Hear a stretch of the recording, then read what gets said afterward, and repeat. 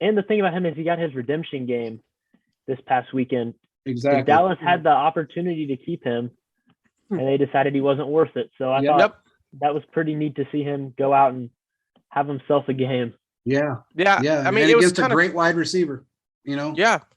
It's crazy, though, that Brett Veach traded Parker Inger, who was going to get cut, for Charvarius Ward. And when that trade was made, people were like, I don't see it. And I was like, well, Veach wouldn't make a move without any he wouldn't make a move. Sorry, Veach would not make a move if it wasn't beneficial. And it's been nothing but flawless. Yeah, he's given up some plays, but who doesn't? Jalen Ramsey gives us touchdowns. I mean, we see it every single week. But from what I'm seeing so far is we probably have one of the best cornerback groups. And even bringing in Josh Jackson, who we have on our practice squad, who was a former, I think, second-round pick. Hey, man, that's great right there to have. So yeah, definitely. So I pulled up his numbers. He's allowing a 45% completion percentage, which is down from last year was 57. Mm-hmm. So he's having a lot better year. He's only allowed 2 touchdowns, half of what he allowed last year. And I know that was a full year. But the completion percentage is also down, or the QBR is down 30 points too. It was a quarterback rating of 103, and now it's 71. So that's amazing. He's constantly improving, which is exactly what you want to see. Yeah, he's just completely underrated in this league. I think our entire cornerback room is underrated. I mean, I think it's one of the best. Number one PFF corner, or he was last week. Rashad Fenton was the number 1 PFF corner last week, ahead of Jalen Ramsey. That's awesome. Hey, Rashad Fenton is a beast. I didn't really like the celebration at the end. I understand why he did it. I thought that was kind of funny. But, I mean, he did not give up. I mean, he was out there hard hitting every single play. Yeah. And he was a 6th-round pick by Veach. Yeah. And he got to win the Super Bowl in his home state. Exactly. I thought that was pretty That was awesome. Yeah. And I'm just seeing the different players. So, Jarius Sneed, Rashad Fenton, Charvarius Ward, Josh Jackson's on our practice squad. Mike Hughes, he's had some issues, but he came in during this last game, did pretty well. This cornerback group is filled with first-round talent, but undrafted guys who are just his equivalent or better. And it's just crazy to see at the end of the day, because you're like, wow, this defense has a chance to be something great in the future. So I am very, very pleased. And they tackle. Like Marcus Peters, I loved him. That guy could not tackle at all. Yeah, I don't know. He played that old late shit, man. I mean, he was like a bull. He was like a bullfighter, I mean, he had that red flag out there and he's like, "Oh, go ahead, go right on by me." I mean, he didn't want to tackle anybody. He reminded me. I mean, he made Deion Sanders like a good tackler. He didn't want to tackle anybody, man. I mean, I don't know. He was a pick machine. I'll give him that. I mean, he's really slowed down over the last couple of years, but he didn't want to tackle and he didn't want to listen. I mean, he didn't want to play his position. But that's what helps our team now is our corners being able to tackle. They go in 3-yard loss. They're not afraid. Even hold them at the line of scrimmage. Yeah. Snead, I mean, picked up the guy and slammed it. Oh, like, that was pretty okay. Sweet. That was sweet. They are not scared. No. And that's one thing I'm very, very happy to see. But real quick, so I don't know if you guys saw the news today, but Philip Lindsay got cut from the Texans. No, I don't know how true it is, and I don't know if you told me this, JP, but I saw that there was a report around the time when Philip Lindsay made the Pro Bowl, I think his first year, the Chiefs wanted to get him as an undrafted free agent. So I don't think he's on waivers yet, or he's about to be, but would you guys be in favor of adding him? Because I think maybe cutting McKinnon or just adding him would be very beneficial in the run game, because I know Gerald Williams and Clyde Edwards-Helaire have not been the most productive, but what I've seen is that I know they can get the yards when needed, just in my personal opinion. So kind of what are your guys' thoughts? Go ahead, Brandon. I'll let you go with this one, and I'll go after. I kind of think stick with what we got, because trying to acquire somebody mid-season is tough. Yeah. And we've seen that like with our other players, that by the time they get a hold of the playbook, it'll be a while. And I really like McKinnon. He doesn't get much opportunity, but I also like Derek Gore. Yeah. And I think if you let him run crazy, that I don't want to be taking snaps away from somebody like him when we bring somebody else in. But Philip Lindsay did have some great years in there. So it's kind of tough to – I just think maybe in the off season it would be good, but it's kind of tough mid-season, because we've seen with Josh Gordon, he's just now getting – I think he had 48, 50% of the snaps this week. Yeah. And to get a running back acclimated, it could take weeks. Yeah. I just kind of see it from the standpoint is he can learn as he goes, but just have a run right up the middle. I feel like he could do that. I just think adding another running back can help because the way our offensive line is built now is we can run the ball and we can stop teams. Like, so if there's 6 minutes on the clock, we could literally drain that down to 3 minutes if we need to. And that's very important because that's something we didn't have last year.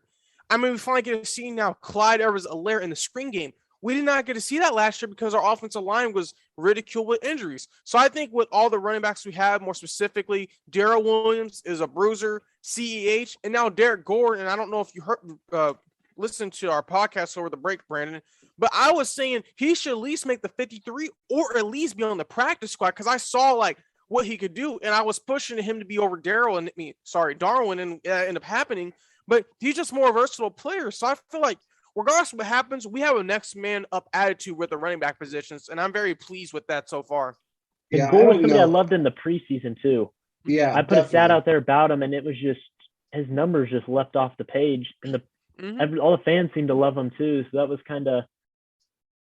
you kind of saw we had something with him. Yeah, I don't know about. I mean, here's my thing with Lindsey. He's very small. He's very fast. He's a good runner. Don't get me wrong. I don't know, and I'm kind of with Brandon on this. I don't know midseason that he would be a great acquisition. I think we have a great running back room. I don't know that. To be honest with you, I would almost have the same feeling about picking him up as I did with like Deshaun Jackson. And the only reason I'm saying it that way is because it's very difficult for anybody to pick up our playbook, whether you're coming in the off season or you're coming in mid-season, whenever the case is. And we're limited on cap space right now. I don't know how much money he would want. Well, I think we're almost at 2 million. We're at 1.8 million. I think about that. Yeah, that's what was reported today. That's what NFLPA says, but that's usually off by, anywhere from 300,000 to $1 million, usually to the negative. But I just don't know that. I mean, I know at one time we did have interest in him. I haven't even asked, to be honest, if they had any interest now. I know one thing I can tell you, and I've said this numerous times, if there is a player out there that Veach has had interest in prior, or if he feels like they could fit in our system, he's always made that phone call. That is 100% fact guarantee. There's nobody that will ever tell you different. If they do, they're wrong. But I don't know that they would want to take snaps away. CEH had a statement game. Okay. He is back. He's back to stay. To be honest with you, I was sitting here thinking, okay, CH has had a few injuries. Gore has showed out. Like I knew he could, but I didn't know he was going to show out the way he did. Our running game, I think, is averaging somewhere around 5 to 7 yards a carry, in that range, 5 yards a carry. Yeah, Clyde was averaging 4.1 or so this past weekend. Yeah. He had a great game. Great game. And I just don't know that adding another one right now at this point would help. But, maybe down the line. But you never know what Veach is going to do. If he could pick him up for next to nothing, maybe he would. I think primarily for the fact that we've seen CH, he seems to always get twisted a lot at the bottom of piles, and he gets injured. And he always has at least 1 or 2 of those a year. We've seen at least one. All I'm saying, from my opinion, is at least have him there, because you never know. Because if we're trying to do a scheme where, now the Chiefs can run the ball down people's throat, if we have 4 running backs that can all run like bruisers, you can just keep doing the same play with different running backs because they can hit the hole. And it's going to wear teams down. And I think they can all easily catch in the backfield. Now, we'll take Phil Lindsay, probably learn more how to catch in the backfield, different plays like that. But just to have him be as a bruiser running, we're going to wear some teams down. I think just adding him from that standpoint could help. But then here's the other issue. Will he play special teams? We know Dave Tobe loves to have those 3rd, 4th string guys play special teams. Is he willing to do that? So there's a lot of moving parts. But I think moving towards the future, at least look at him, because I think he could be very beneficial just from that aspect of wearing teams down. Because, you have 1 or 2 running backs, but 3 to 4, Hey, man, mix and match. You never know what's going to happen. I don't even know if he would come in from that position. Do you? I mean, what do you think, Brandy? Do you think he would come in and say, okay, yeah, I'd be a third, a third running back, or I'd be a fourth running back? The guy was a starter in Denver and then moves to another team. And I believe he was a starter there. And then they kind of log jam there too. They brought in Mark Ingram after they had already brought him in. So Ingram, Johnson, and him. I could see him going just off the top of the head, the Jets. At least from a fantasy football perspective, when I try to go pick up Jets running backs, I see low production. Yeah. So somewhere like there maybe would be perfect, especially because a couple years ago they anticipated Bell being their workhorse for years. Yeah. So they still haven't completely found that guy. So somewhere like there, I'm trying to think of other teams that maybe don't have he wants to probably go somewhere and get starter quality reps. Exactly. That's true. And I mean, a lot of teams have their guys, but the Jets come to mind as he's going to get his carries, especially with how bad their quarterbacks have been. Mm-hmm. And I know a couple of them got COVID this weekend or today. Mm-hmm. It was Mike White and Flacco. So they got Wilson starting, maybe a dependable running back in the upcoming weeks to help Zach Wilson out, because I don't even know who their running back is, but is it Elijah?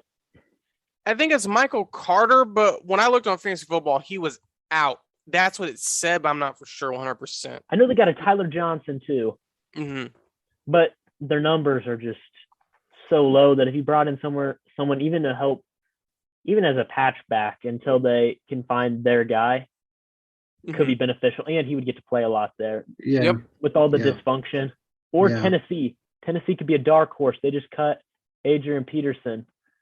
They need somebody. That's kind of surprising to me. I'm kind of surprised they cut him. I really am.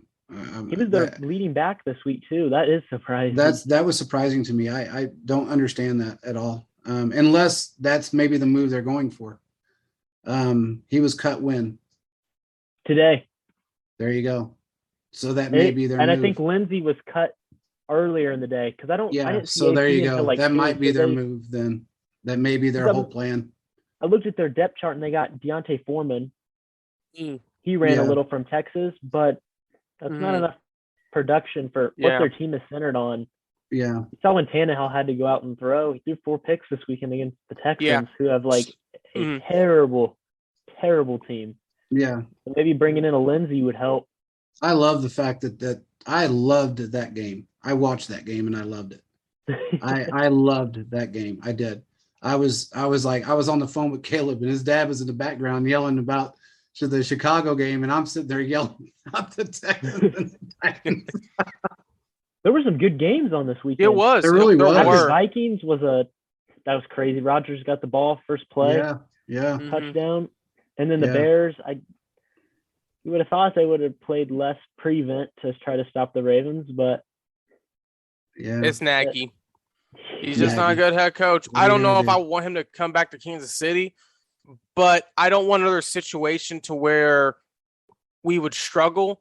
And kind of looking just in the general AFC playoff picture is the Titans, in my opinion, are more frauds than anything. I think if the Chiefs ran it back against every team we've played against now, we would beat them. We would seriously beat them because we have a defense. Huh? The Bills are stumbling too. Oh, yeah, I really think we can Super Bowl. Yeah.